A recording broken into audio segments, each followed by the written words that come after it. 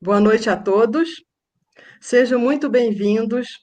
É uma alegria imensa estar com vocês nesta segunda-feira para mais uma palestra pública online, através do canal SEIC, YouTube e Facebook. E lembrando que hoje faremos a nossa sexta palestra pública online das segundas-feiras. Ah, em época de não pandemia, esta palestra pública é proferida todas as segundas-feiras, às 20 horas, em nosso Centro Espírita Ildefonso Correia, nosso SEIC. A palestra de hoje faz parte do ciclo de 4 palestras que tem como tema principal Deus em nossa vida. E esta é a terceira palestra, que terá como título Será que Deus está me vendo? E hoje teremos também a nossa companheira Elmi para fazer a nossa prece final. A palestrante de hoje será a nossa querida companheira Mari Chiama, com o tema, então, Será que Deus está me vendo? Mari é trabalhadora do SEIC, atuando como coordenadora de grupos de estudos, palestrante, vice-coordenadora da atividade de palestra pública na sexta-feira, diretora da comunicação social espírita do SEIC, diretora de comunicação e na Federação Espírita do Paraná, ela é vice-coordenadora desta mesma área, comunicação social espírita. Bom, então, para que agora possamos acalmar nossos corações e nos prepararmos para a palestra e nos conectar com Deus, vamos à nossa prece inicial. Amado Deus, amado Jesus, amados seres espirituais que trabalham no amor, na cura, na verdade e na luz. Somos gratos pelo dia de hoje, somos gratos pela nossa vida como um todo, por tudo que temos e que somos. Somos gratos pela Terra, pelo nosso planeta que você plasmou com tanto amor e carinho. Somos gratos pelo o país em que nascemos, o Brasil. E pedimos, Jesus, que continue conosco neste momento, nos esclarecendo, abrindo nossas mentes, para que possamos capturar as mensagens que serão reveladas hoje e que possamos utilizá-las em nosso bem maior na nossa vida. Pedimos então, Jesus, que fique conosco, hoje e sempre. Assim seja. Mari, é com você. Boa noite a todos, que Jesus nos ampare. Será que Deus está me vendo? Será que Deus está nos vendo? Eu não sei se você já passou por alguma situação onde você se questionou sobre isso. Eu já passei uma situação tão complicada onde não se via saída. E eu pensei, não é possível que Deus esteja me vendo. Porque se ele estivesse me vendo, isso não estaria acontecendo. Esse tipo de reflexão, ele é importante, mas quando nós fazemos esse tipo de reflexão, tem uma outra que talvez seja ainda de maior importância nos fazermos. Será que somos religiosos ou será que temos religiosidade? Porque para eu fazer esse tipo de pergunta, eu preciso entender como é essa minha relação com esse Deus. Ser religioso e ter religiosidade são duas coisas distintas. Quando falamos em Deus, de um modo geral, nós trazemos conceitos religiosos, como cultos, dogmas, templos de pedra, rituais, imagens de adoração. É esse o tipo de Deus que nós acessamos. Mas a religião, ela tem um papel muito importante na nossa vida. Nós vemos isso no livro Roteiro, Espírito Emmanuel, Psicografia Francisco Cândido Xavier, onde ele diz que só a religião consegue apagar as mais recônditas arestas do ser. Altera gradativamente as características da alma, elevando-lhe o padrão vibratório, através da melhoria crescente das suas relações com o mundo e com os semelhantes. Nascida no berço rústico do temor, a fé iniciou o seu apostolado, ensinando que o divino poder guarda as rédeas da suprema justiça, infundindo respeito à vida e aprimorando o intercâmbio das almas. Então, as religiões nos ajudam a ir em busca da fé. Emmanuel diz que o início da nossa fé se dá através do medo. Nós buscamos Deus quando estamos com medo. E é com Jesus que nós vamos aprender que religiosidade não tem nada a ver com religião. Podemos ter religião e não termos religiosidade e vice-versa. Jesus nos mostra que a religiosidade é o nosso relacionamento com Deus. É a proximidade do nosso coração com o coração do Pai. E é nessa relação de afetividade que nós vamos desenvolvendo confiança. E junto da confiança vem a fé. A fé é o entregar-se a Deus sem medo, sem questionamento. A criança, ela se joga nos braços do pai sem perguntar se ele vai segurá-la ou não. Ela confia. Mas à medida em que ela vai crescendo, ela pensa antes de se jogar. Por quê? Porque antes ela agia por instinto. Mas agora, mais madura, ela raciocina, ela cogita. E se ele não me segurar? E assim ocorre com a fé. Nós saímos do berço do medo para a crença. Livro O Consolador, também psicografia de Francisco Cândido Xavier, por Emmanuel, questão 220. Há alguma diferença entre crença e iluminação? Resposta. Todos os homens da Terra, ainda os próprios materialistas, creem em alguma coisa. Todavia, são poucos os que se iluminam. O que crê apenas admite, mas o que se ilumina vibra e sente. O primeiro, o materialista, depende dos elementos externos nos quais coloca o objeto da sua crença. O segundo, aquele que se ilumina, ele é livre das influências exteriores, porque há bastante luz no seu próprio íntimo, de modo a vencer corajosamente nas provações a que foi conduzido no mundo. Então, o mais materialista tem medo, não vê saída, se desequilibra. Aquele que está se iluminando também tem medo, mas ele confia e se mantém em equilíbrio. Essa é a diferença entre aquele que crê e aquele que tem fé, entre aquele que crê e aquele que ilumina. Questão 354, ainda do livro O Consolador. Poder-se-á definir o que é ter fé? Conseguir a fé é alcançar a possibilidade de não mais dizer eu creio, mas afirmar eu sei, com todos os valores da razão, tocados pela luz do sentimento. Então, a criança, quando ela usa da razão, será que me jogo ou não? A sua tomada de decisão estará embasada no sentimento que ela tem em relação ao seu pai. E conosco se dá da mesma forma. Dependendo do meu sentimento em relação a Deus, eu creio ou tenho fé. Nós não podemos compreender Deus, mas nós podemos sentir.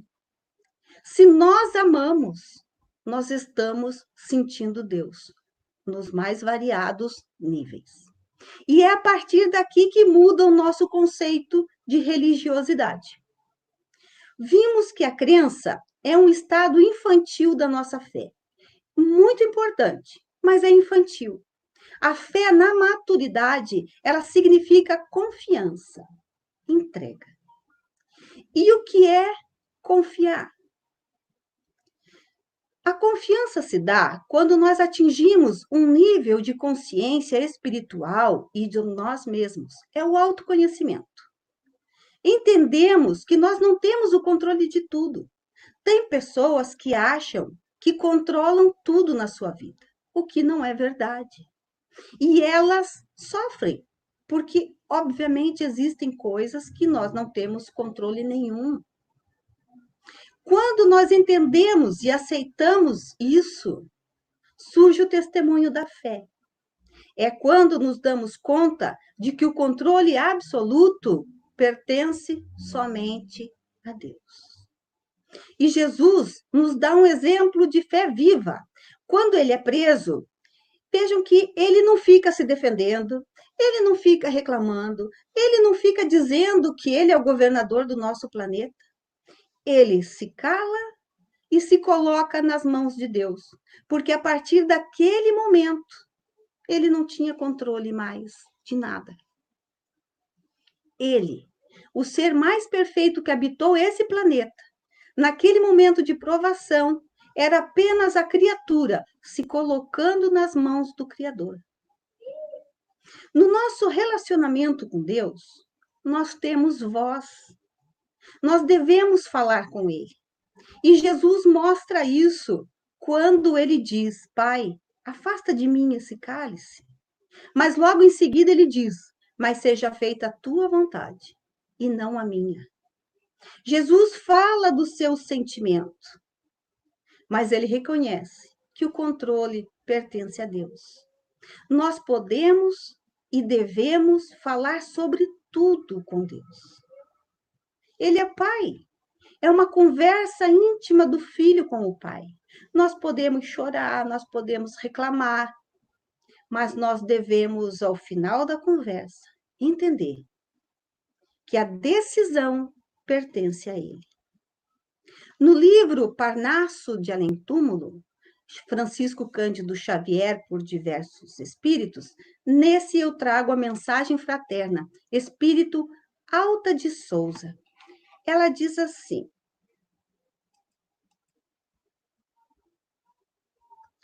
meu irmão, tuas preces mais singelas são ouvidas no espaço ilimitado, mas sei que às vezes choras consternado ao silêncio das forças que interpela. Religiosidade é o nosso relacionamento com Deus. E o fato de nós orarmos para Ele não significa que Ele nos atenderá de pronto. É comum que haja um grande silêncio a essa força que nós pedimos. Pode haver, muitas vezes nós sabemos que a gente pede e logo recebemos, mas não é o mais comum. O comum é nós pedirmos e levar um tempo entre o pedido e a resposta. E eu não sei se já repararam, mas nem sempre a resposta se dá conforme nós pedimos. Também não sei se vocês já repararam que quando nós vamos pedir alguma coisa para Deus, a gente inclusive diz para Ele o que a gente quer e como deve ser. Mas não é assim que funciona. Como todos nós somos interligados, às vezes, para Deus atender um pedido que nós fazemos a Ele, Ele vai ter que interferir na vida de muitas outras pessoas. Deus não age de forma impulsiva. Ele tem o seu próprio tempo. Um exemplo muito bom, e eu indico, é no livro Entre a Terra e o Céu, Francisco Cândido Xavier, Espírito André Luiz. E ali nós vemos no livro uma criança fazendo um pedido. Ele está orando e ele faz um pedido. Nós vamos ler o livro inteiro e lá no final nós vamos ver o menino sendo atendido. Então, entre o momento em que a criança faz o pedido e ele ser atendido, se passa em torno de 2 anos. E nós sempre tão apressados, pedimos e queremos ser atendidos na hora, senão nós ficamos de mal com Deus. Imagina, eu estou pedindo e ele demora tanto para me atender. E Alta de Souza continua: volve ao teu templo interno e abandonado, a mais alta de todas as capelas, e as respostas mais lúcidas e belas hão de fazer-te alegre e deslumbrado. Nós temos frequentado muitos templos de pedra. Precisamos rever isso.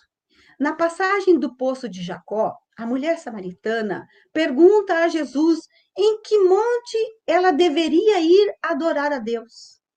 E ele responde que nós devemos adorar a Deus em espírito e verdade. Ele disse também que a fé transporta montanhas. Onde há um coração fervoroso, lá é um monte onde Deus se manifesta. Devemos orar a Deus que está em nós. E Alta de Souza diz: o nosso templo interno abandonado. E por incrível que pareça, esse templo abandonado é a mais alta de todas as capelas. E Alta continua. Opa! Ouve o teu coração em cada prece. Deus responde em ti mesmo e te esclarece, com a força eterna da consolação. Deus não nos responde com a boca, nós sentimos Deus. Por isso, a nossa religiosidade é única, é intransferível. Eu posso falar de Deus aos senhores, mas eu não posso passar o meu sentimento de Deus. Ele é meu, ele é seu, ele é único. Porque diz respeito ao relacionamento de cada um com o Criador. E no que ele disser sobre a sua vida em particular, é essa resposta que vai te trazer consolação. Por isso a consolação ela não está fora. O consolo está dentro de nós. É claro que muitas vezes nós precisamos usar das informações externas, porque falta ainda em todos nós aquela luminosidade, aquela iluminação que eu li ainda há pouco atrás. Nós ainda estamos muito na crença. Precisamos começar a nos iluminar para adquirir a fé. Mas a resposta a todas as perguntas, o consolo da nossa vida, de fato, está dentro de cada um de nós, conforme nós acessamos esse Deus. Compreenderás a dor que te domina sob a linguagem pura e peregrina da voz de Deus em luz de redenção. Deus suscita sentimentos em nós. Por isso é que ela é pura, mas ela é também peregrina. Ela se manifesta no nosso coração, mas ela não mora lá. Nós vemos a resposta a isso em João 3,8. O vento assopra onde quer, e ouves a sua voz, mas não sabe de onde vem, nem para onde vai. Porque Deus não está enclausurado, ele se manifesta através de lampejos, de discernimentos. Por breves segundos, nós temos certeza do que temos que fazer. E já no instante seguinte, voltamos ao normal. E às vezes esse sentimento ele é tão forte que ao voltarmos ao normal, nós estamos meio em choque. Ainda a gente diz, nossa, o que foi isso? E no livro A Gênese, nós vemos que Deus não é raciocínio. Deus é sentimento. Ele não se mostra, mas ele se revela através das suas obras.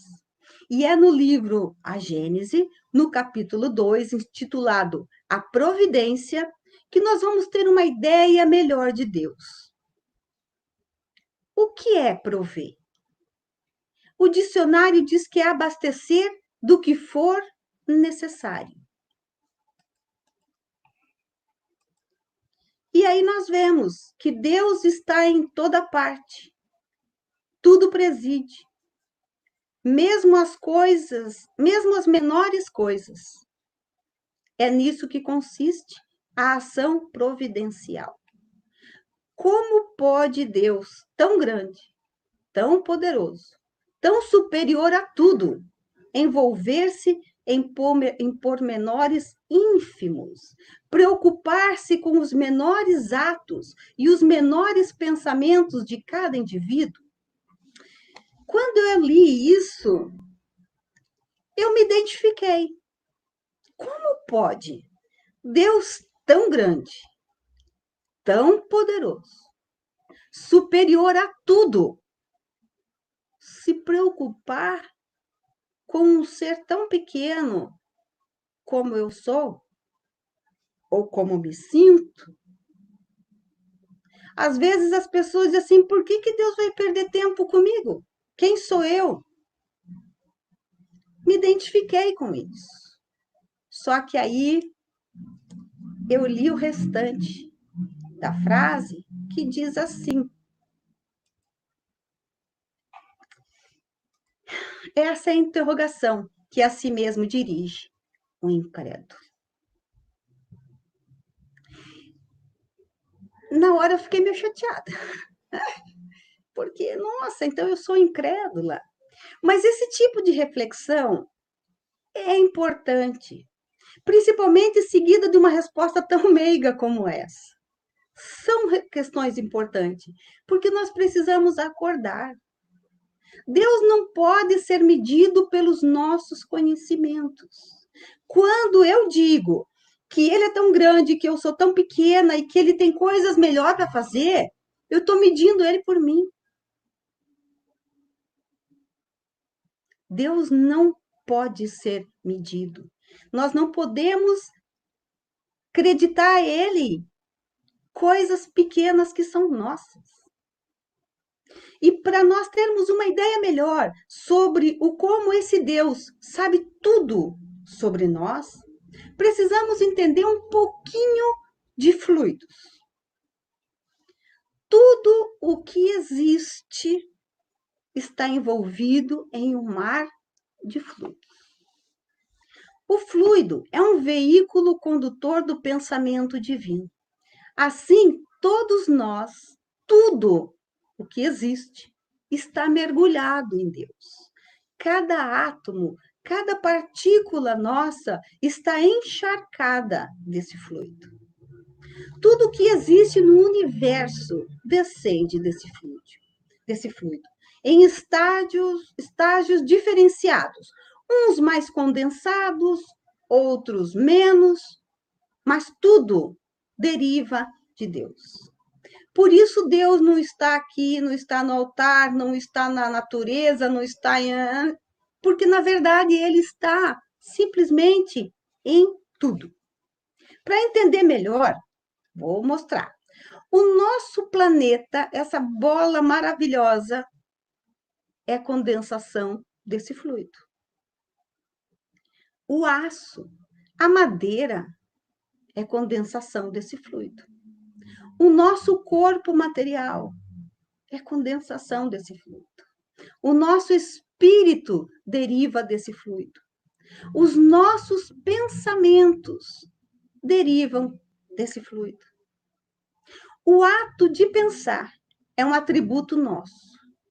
O pensamento é criador. Ele plasma formas utilizando-se desse fluido que é divino. Uma observação. No que você tem pensado? Lembre-se, ele é criador. Mas que fluido é esse? Eu vou fazer um resumo gigante, mas quem quiser saber um tanto mais, dá uma olhadinha no Livro dos Espíritos, da questão 27 até a 34. Ela vai dizer por cima o que eu vou falar agora. O fluido cósmico universal é um elemento semimaterial, simples e primitivo, que cede a qualquer força. Não tem forma, mas se amolda ao ambiente onde ele é colocado. Ele se sujeita à potência de um pensamento inteligente. Essa matéria elementar é suscetível de receber todas as modificações e de adquirir todas as propriedades. Não pode ser apreciada ou medida pelos sentidos humanos. É o agente de que o espírito se utiliza. É também o princípio sem o qual a matéria estaria em perpétuo estado de divisão e nunca adquiriria as qualidades que a gravidade lhe dá. É cósmico, porque está espalhado por todo o espaço infinito, formando seres e astros. É universal, porque abrange a todas as coisas e se estende a tudo. Nós nos comunicamos e criamos a partir de Deus. Então, como dizer que Deus não existe, se ele é matéria-prima para tudo? Livro dos Espíritos, questão 36. O vácuo absoluto existe em alguma parte do espaço universal?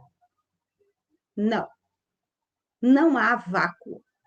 O que te parece vazio está ocupado por matéria que te escapa aos sentidos e aos instrumentos.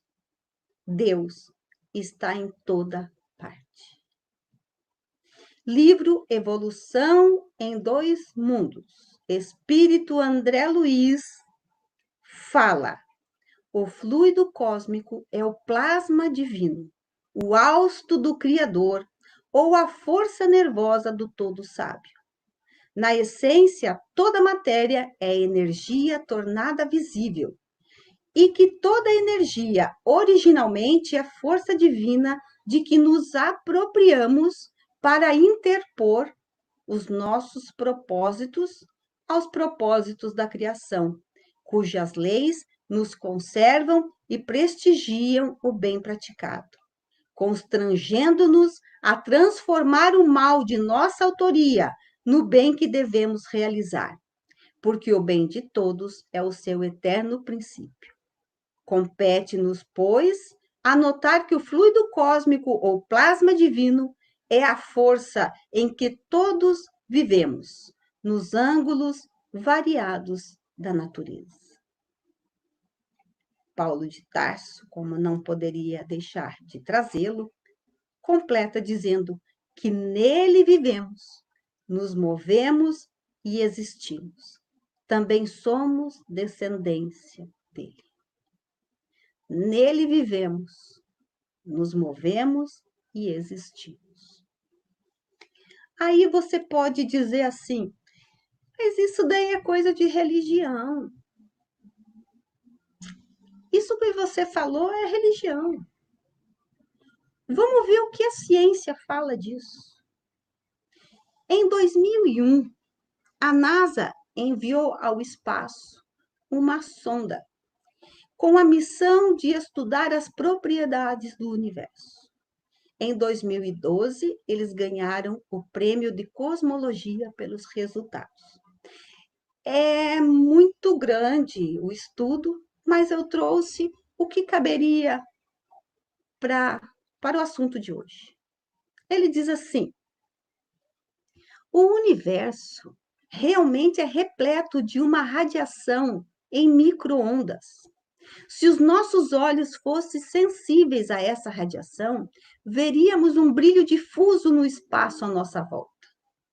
Em termos concretos, em cada metro cúbico do universo, inclusive nesse em que você está agora, existem em média 400 milhões de fótons, que compõem coletivamente o vasto mar cósmico, o eco da criação. A sonda confirmou a existência de uma energia escura que age como uma antigravidade, levando o universo a acelerar a sua expansão. Se a energia escura tivesse dominado mais cedo, o universo teria expandido rápido demais para comportar o desenvolvimento da vida. Nada de mais, nada de menos. Exatamente a massa e energia suficiente para comportar o desenvolvimento da vida. A densidade de energia do vácuo permanece constante, mas a energia total do vácuo cresce conforme o universo expande. Para entender essa dinâmica, os cientistas propuseram a quintessência, uma forma de energia dinâmica que evolui com o tempo e depende do espaço com pressão negativa o suficiente para acelerar a expansão do universo. O nome provém da ideia de um quinto elemento, como um tipo especial de matéria que preenche o cosmos, introduzido pelos gregos. Na cosmologia aristotélica, por exemplo, o universo seria formado por 5 elementos primordiais: água, ar, terra, fogo e quinta essência. É a ciência, confirmando Kardec e André Luiz. Caminhando para o nosso encerramento, preciso lembrar que a crença ela é muito importante, mas se faz mais importante, nos tempos em que estamos vivendo, ir em busca da fé. Aquele que diz, eu não acredito em Deus, é porque ainda tem a visão do Deus terráqueo, do Deus pequeno, do Deus tamanho do homem. É preciso crescer e descobrir esse Deus cósmico que a NASA veio nos trazer. Usando a mensagem da Alta de Souza, onde ela diz: volte ao templo interno e abandonado. Volte para dentro de você. E ao conectarmos com o nosso Deus, com esse Deus que habita em cada um de nós, com esse Deus que tudo provê através da sua solicitude para com as suas criaturas, aí teremos as respostas mais lúcidas e belas, que hão de trazer-te alegria e deslumbramento. É claro que Deus está nos vendo. É claro que Ele está dizendo, eu estou com você. Para Deus, não existe filho pequeno, o filho insignificante. Existe o filho, e que Ele ama. Eu vou encerrar com um texto do Momento Espírita, que está no site momento.com.br, e lá o título é Tudo está certo. Conta uma antiga lenda norueguesa que um homem cuidava com muito zelo de uma capela num distante povoado. Acon era o seu nome. E ele via todos os dias muita gente adentrar o santuário e orar com devoção frente a uma cruz muito antiga. Certo dia, Acon, impulsionado por um sentimento de generosidade, ajoelhou-se diante da cruz e fez uma oferta ao crucificado. Senhor, desejo padecer por vós. Deixai-me ocupar o vosso lugar. O Senhor da cruz abriu os lábios e falou: amigo, posso atender a tua rogativa mediante uma condição. Qual é, Senhor? Será uma condição muito difícil? Estou disposto a cumpri-la. Então, lhe disse o Cristo, escuta-me. Aconteça o que acontecer. Não importa o que vejas. Terás que guardar sempre absoluto silêncio. O homem resoluto respondeu, eu prometo, Senhor. Fizeram uma troca sem que ninguém viesse a perceber. O tempo passou e aquele que substituía o crucificado conseguia cumprir o seu compromisso, sempre se mantendo calado. Um dia, porém, um rico foi até a capela orar. Ao sair, esqueceu a sua bolsa sobre um dos bancos. Acon viu e se calou. Também não disse nada, quando duas senhoras, depois de algum tempo, muito pobre, que também vieram orar, encontrou a bolsa e levou consigo ao se retirar. Continuou calado quando um rapaz veio pedir as graças dos céus antes de empreender uma longa viagem. Contudo, o rico retornou em busca do que ele esquecera. Como não encontrasse a sua bolsa, pensou que o rapaz tinha se apropriado dela. Voltou-se para ele e o interpelou com raiva, exigindo que lhe devolvesse o que lhe pertencia. Eu não peguei nenhuma bolsa, defendeu-se o jovem. Mentiroso!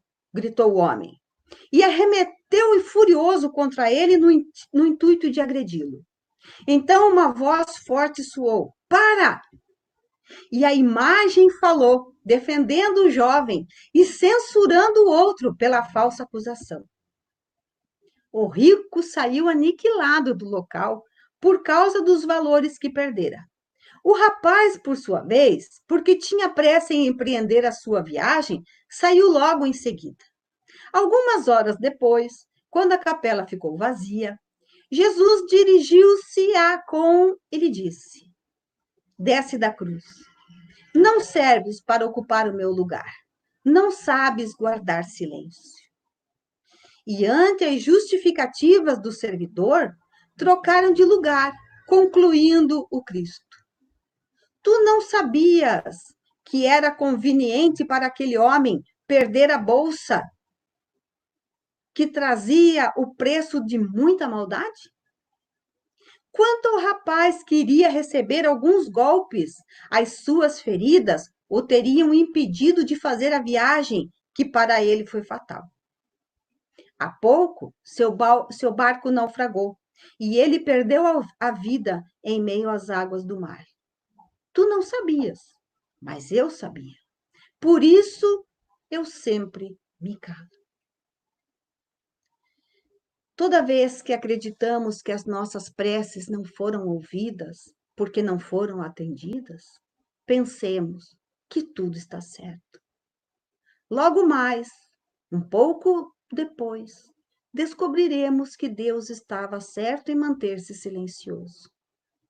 Tenhamos certeza, nada nos acontece que não seja para o melhor de nós, naquele momento. Por isso, Deus nunca se engana. Ele nos vê, Ele nos ama, Ele sabe de você, Ele sabe de mim. Que Jesus, amado Mestre, ampare a todos nós, fortaleça os nossos corações e permaneça conosco, agora e sempre. Obrigado pela companhia de todos. Nossa, Mari, agradecemos de coração por essa linda explanação. Foi maravilhosa. E tanto que esclareceu e acalentou nossos corações. Gratidão mesmo, Mari. Bom, agora vamos para os nossos dois convites. Assistam o Evangelho no Lar, que daqui a pouquinho, às 21h50.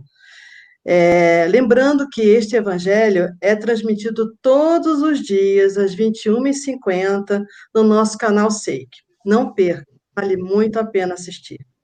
E o segundo convite, esperamos todos vocês na próxima segunda-feira, em mais uma palestra pública online, finalizando, então, este ciclo de palestras, com o tema Benefícios da Gratidão, com a Chau Alegrete.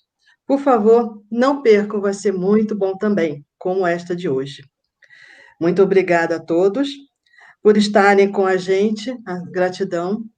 E para encerrarmos a nossa atividade de hoje, vou passar a palavra à nossa companheira Elmi, que fará a nossa prece de encerramento. Boa noite a todos e gratidão. Elmi? Vamos continuar com os nossos pensamentos em Deus, nosso Pai de amor e de bondade, em Jesus, nosso irmão e amigo, e nos bondosos mentores espirituais que estiveram conosco essa noite, nesta palestra. Agradecer tudo que tivemos nesta noite, agradecer em especial a essa doutrina maravilhosa que tanto nos ajuda, nos equilibra e nos mostra o caminho certo a trilhar. Vamos agradecer ao Centro Espírita Ildefonso Correia, que sempre está de portas abertas a todos, que encontramos sempre muita paz e muito amor naquele recinto. Em especial, um agradecimento à nossa querida companheira Mari, que fez umas reflexões maravilhosas nessa noite. Que o Senhor a abençoe. Vamos rogar e pedir a Deus, nosso Pai, que proteja toda a humanidade que tanto sofre nesse momento, que Ele possa ajudar a todos, protegendo, amparando e acalentando aqueles corações sofredores que tanto sofrem com esse sofrimento de dor, de perda de seus familiares, enfim, Senhor. Vamos rogar sempre ao Senhor, pedindo e agradecendo. Enfim, vamos agradecer e vamos dizer que agradecemos do fundo do coração tudo que temos e tudo que somos. Fica conosco, amigo mestre, hoje e sempre. Que sigamos em paz.